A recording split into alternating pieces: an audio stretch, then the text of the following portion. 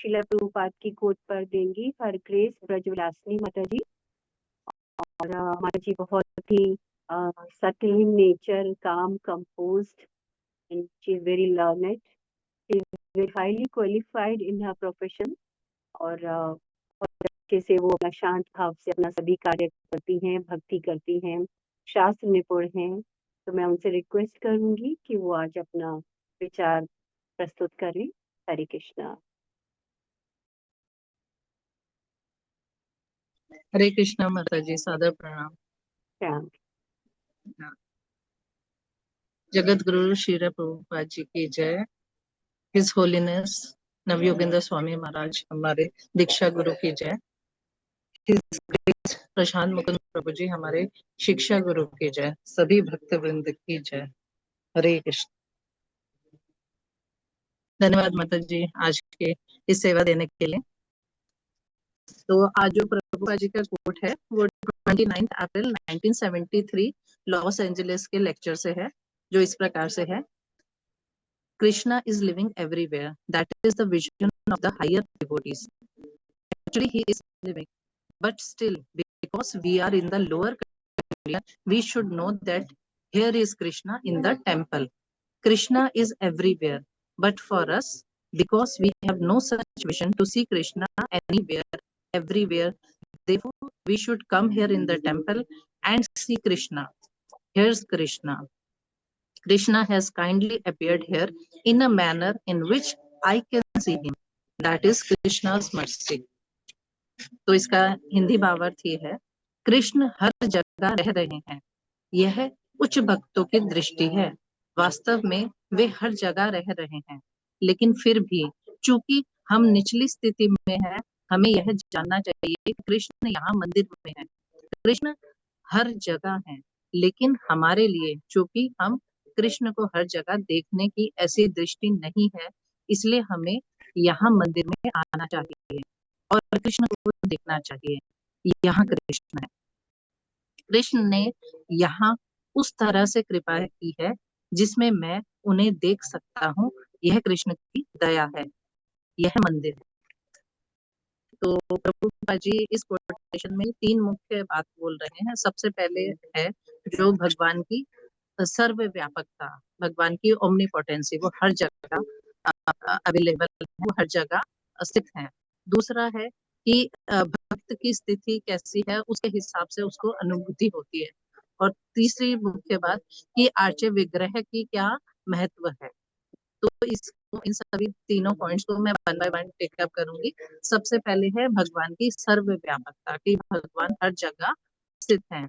तो उसमें सबसे पहले अगर हम देखें तो शीर्षो उपनिषद का श्लोका 1 में ही बताया गया, ईशावासा इदम सर्वम यत्किंचन जगत्याम जगत। तो ईशावासम, ईशा मीन्स ईश्वर, वास्यम मतलब व्याप्त है, इदम सर्वम मतलब कि यह संपूर्ण, जगत्याम जगत, सभी पूरे जगत में, चाहे चर या अचर चीज हो। चर मतलब कि जो लिविंग है, तो उसमें को प्राण प्राण जिन प्राण है, तो आत्मा रूप में भगवान व्यक्त है वहां। और जो अचर है, जो स्टेशनरी है, जहाँ मूवमेंट नहीं है, जैसे हम कोई एक नॉन लिविंग आप कहते हैं जिसमें प्राण नहीं है, जैसे फर्नीचर हो गया, कुछ भी हो गया, तो उसमें भी भगवान व्याप्त है। उसमें भगवान कैसे व्याप्त है कि वो कोई भी जो अभी लिविंग नॉन लिविंग चीज लग रही है, वो किसी मटेरियल से बनी हुई है। मटेरियल जैसे कोई मेटल हो गया, कोई मिनरल हो गया, तो ये सारे कहाँ से आए? ये किसी हम सब में से किसी ने, किसी व्यक्ति ने तो नहीं बनाए हैं, ये भी भगवान के ही द्वारा बनाए गए हैं। तो उन भगवान के द्वारा जो मेटल बनाए, मिनरल बनाए, उनको जोड़ के हम कुछ बना लेते हैं, तो हम कहते हैं कि हमने बनाया, जबकि एक्चुअल में भगवान ही सब जगह व्याप्त है। अब अगर हम शास्त्रों का कहें तो भगवत गीता में भी अनेक श्लोकों में ये बार बार कहा गया कि भगवान सर्वव्यापक है। जैसे भगवत गीता के 7वें श्लोक में, 7वें अध्याय में 8वें 9वें श्लोक में बताया गया, भगवान स्वयं कह रहे हैं कि वह भगवान हर जगह व्याप्त है। जल में रस के रूप में, अग्नि में तेज के रूप में, सूर्य चंद्रमा का प्रकाश के रूप में, वेदों में ओम के रूप में, मनुष्य में पुरुषार्थ के रूप में, प्राणियों में जीवन शक्ति के रूप में और पृथ्वी में पवित्र गंध के रूप में। तो भगवान स्वयं बता रहे हैं कि वो हर जगह व्याप्त है।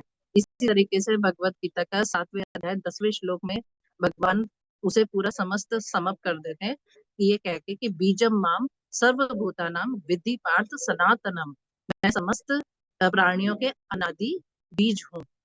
तो ये भगवान बार बार दोहरा रहे हैं कि हमें हर जगह भगवान व्याप्त है, भगवान हर जगह मौजूद है। अब दूसरी बात आती है कि भक्त की क्या स्थिति है।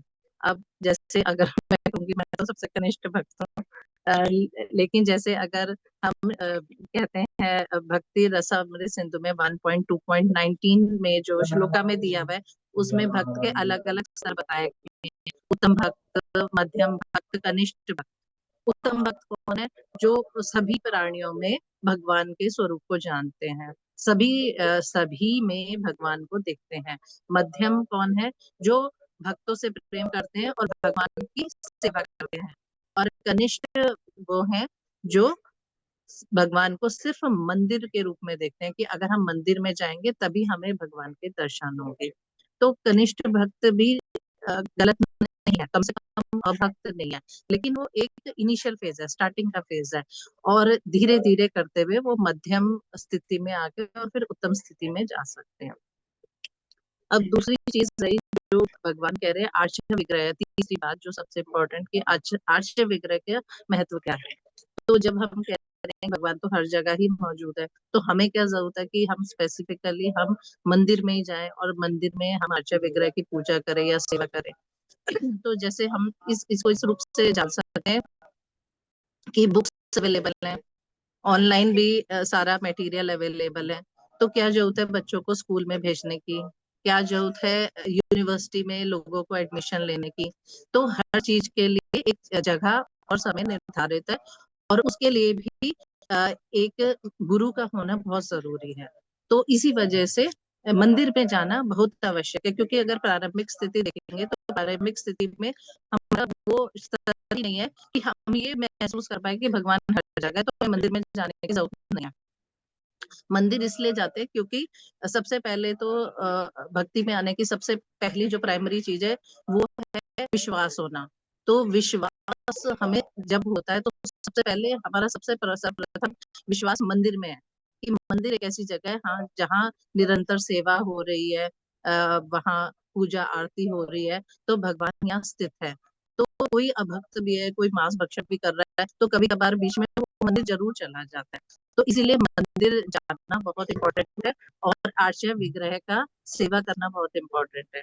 तो अब अगर हम देखें तो अगर मंदिर जाते हैं तो हम कैसे कैसे भगवान को समझ पाते हैं। हम भगवान को कोई अपनी भौतिक इंद्रियों से तो नहीं जान पाते कि भाई वो हर जगह पे आता है, लेकिन हम अगर मंदिर जाते हैं तो भगवान को के रूप को हम अपने भौतिक इंद्रियों के माध्यम से जान सकते हैं। जैसे अगर हम आंखों को दर्शन के माध्यम से, कान को जब कीर्तन होता है तो अपने भौतिक इंद्रियों को कान के रूप में हम भगवान को समझ पाते हैं, और जप या भोग के रूप में अपनी जीवा को, ये भौतिक इंद्रिय को हम भगवान को हम इस रूप में समझ सकते हैं।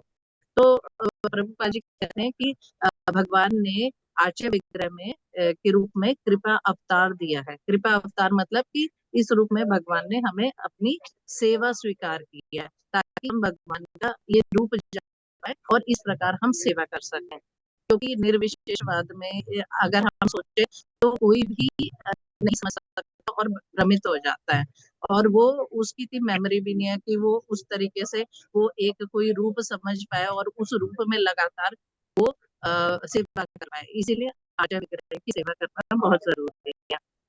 तो अगर हम देखें तो सबसे पहले जो अभी हम कह रहे हैं कि प्रभुपाद जी, अगर मैं इस कोटेशन को समाप्त करने की कोशिश करूं तो प्रभुपाद जी ये बता रहे हैं कि जो गणेश भक्त भी है ना, उसको भी मंदिर में जाना बहुत जरूरी है, और इष्ट भक्त को भगवान की सेवा करनी चाहिए, और भक्तों का संग करना चाहिए। जैसे भक्तों का संग तो हम सभी को पता है, इसीलिए ये जपा टॉप होती है कि हमें एक निरंतर भक्त का संग बना के, चैतन्य चरितमृत में कहा ही हुआ है, साधु संग सर्व शास्त्र है कहे, लव मात्र साधु संग सर्व सिद्धि है। तो एक क्षणिक भर भी साधु संग बहुत ज्यादा आपका जीवन परिवर्तन कर सकता है। तो साधु संग करना, निरंतर बीच बीच में भगवान के मंदिर जाना, जप करना, ये सभी क्रिया करके हम एक कनिष्ठ भक्त से कोशिश करके हम मध्यम भक्त और मे भी किसी समय में हम उत्तम भक्त की भी स्थिति में जा सकते हैं। तो माता जी, मैं ये इस कोटेशन से समझ पाए, आप मेरे का कुछ सुधार कीजिएगा, मैंने कुछ गलत कहा हो या उसमें प्लीज ऐड कीजिएगा। हरे कृष्णा, सादर प्रणाम। नहीं माता जी, बहुत अच्छे से आपने कैटेगरी वाइज उसको बहुत अच्छे से एक्सप्लेन किया है। और ऑफ कोर्स प्रभुपाद की जो कोटेशन ऐसे है कि we can all have our own opinions and explanations. तो ऐसा कुछ नहीं है, आपने बहुत अच्छे से बताया है। और डेफिनेटली हम अपने आसपास भी देखते ही हैं कि कितने नास्तिक लोग होते हैं, है ना, जो समझते हैं कि ये तो मूर्ति है ना, मूर्ति है। तो लेकिन हम क्योंकि प्रभुपाद हम भक्तों को बता रहे हैं, सिखा रहे हैं, हमने अपने शिक्षा गुरु से सीखा है, तो हम अब we can relate it now कि नहीं, ये मूर्ति नहीं है, ये अर्चना विधि है, इसमें स्वयं भगवान प्रकट हुए हैं। और वही प्रभुपाद अब उन भक्तों को समझा रहे हैं कि we don't have that eye to see god in everywhere, but at least अर्चना विधि है, वी कैन सी कि कृष्णा इज देयर। और ऑफ कोर्स उन्होंने वो अष्ट धातु में भी भगवान आए हैं। तो बहुत अच्छे से आपने एक्सप्लेन किया है, थैंक यू सो मच। प्रणाम माता जी।